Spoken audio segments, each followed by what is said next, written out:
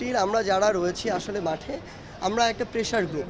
আমরা যেমন প্রেশারে রেখেছিলাম যখন অন্য কোনো দল ক্ষমতায় ছিল, তখন আমরা এই অন্তর্বর্তীকালীন সরকারকেও প্রেশারেই রাখবো। দেখুন, আমরা শুধু আজকে তো দ্বিতীয়বারের মতো এখানে এসেছি, গতকালকেও আমরা এসেছিলাম। আমাদের এখন আমরা মনে করি যে নৈতিক এবং প্রথম ও প্রধান দায়িত্ব হচ্ছে হসপিটালগুলোতে যাওয়া। যে ভাই বোনেরা আমাদের জন্য রাস্তায় নেমেছে তাদের পাশে দাঁড়ানো এখন আমাদের সবচেয়ে বড় দায়বদ্ধতা।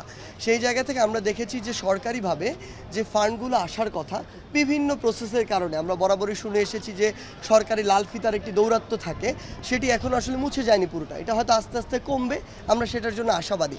বাট সেই যে তাদের যে সহযোগিতাটি প্রয়োজন সেটি এখন আমরা ওইভাবে পাচ্ছি না দেখে আমাদের সাথে এমএইচ গ্লোবাল গ্রুপ তারা ব্যক্তিগতভাবে যোগাযোগ করেছিল যে তারা যতটুকুই হোক তারা সবাইকে, এখানে যারা ভর্তি রয়েছেন এখন প্রায় 140 জনের মতো, সবাইকে সহযোগিতা করতে চায়। পরিমাণটা আমি উল্লেখ করছি না, এটা উল্লেখ করা মানায় না, সহযোগিতা করতে চায়। সেই জায়গা থেকে আমাদের মনে হয়েছে যে সরকারি এই প্রসেসটা দ্রুত হলেও টাকার যে প্রয়োজন, এটা তো প্রত্যেক দিনই প্রত্যেক ক্ষণে প্রয়োজন।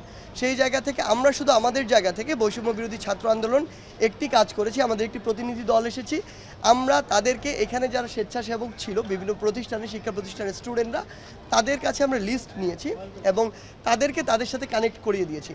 আমরা আমাদের জায়গা থেকে একটি কথা বলতে চাই, এমএইচ গ্লোবাল গ্রুপের মতো যারা রয়েছেন আসলে, যে ব্যক্তিগত পর্যায় থেকে বা কোনো একটি প্রতিষ্ঠানের পর্যায় থেকে সহযোগিতা করতে চান, আপনারা আমাদের সাথে যোগাযোগ করলে আমরা আপনাকে কানেক্ট করিয়ে দিব।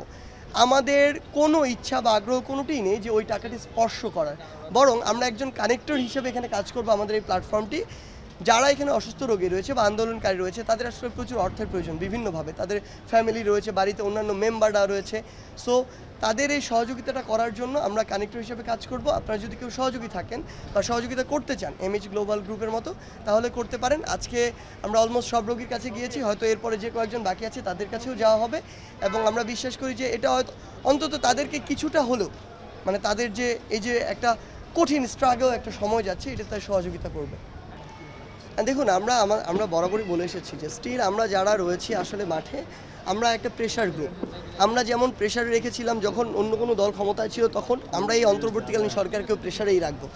তারা যেই কাজগুলো তাদের করা উচিত, তারা যদি এই কাজটি না করে, আমরা অবশ্যই তাদের ভুলগুলো তাদের চোখে আঙুল দিয়ে দেখিয়ে দিব এবং সেটি করার জন্য প্রেশার ক্রিয়েট করব।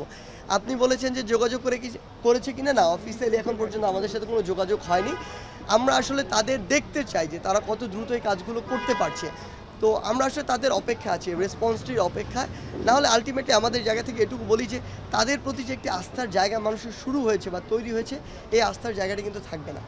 এই জায়গা থেকে, তাদের দায়বদ্ধতার জায়গা থেকে যতটুকু কাজ করা উচিত, যত দ্রুত করা উচিত, এটি তাদের করা উচিত। আর আহতদের যে লিস্ট বলছেন, এই লিস্টটি অফিসিয়ালি এখনও আমরা পাইনি। আমরা আমাদের জায়গা থেকে প্রত্যাশা করি যে অন্তর্বর্তীকালীন সরকারের স্বাস্থ্য অধিদপ্তর হোক বা স্বাস্থ্য যে মন্ত্রণালয় রয়েছে সেটি হোক, এই পক্ষ থেকে, রাষ্ট্রের পক্ষ থেকে তারা একটি অফিসিয়াল লিস্ট প্রকাশ করবে। তাহলে ইভেন যদি কেউ বাদও যায় বা কেউ হসপিটাল থেকে বাড়িতে ফিরে গিয়েছে, তাদের তো এই সুস্থ হওয়াটা দীর্ঘমেয়াদী প্রসেস। সো আলটিমেটলি কেউ বাদ গেলে সেগুলো ওখানে আবার ইনক্লুড হবে। তো আমরা বিশ্বাস করি যে এটা দ্রুততম সময়ের মধ্যে, পসিবল আজকের মধ্যে এটি প্রকাশ করা উচিত।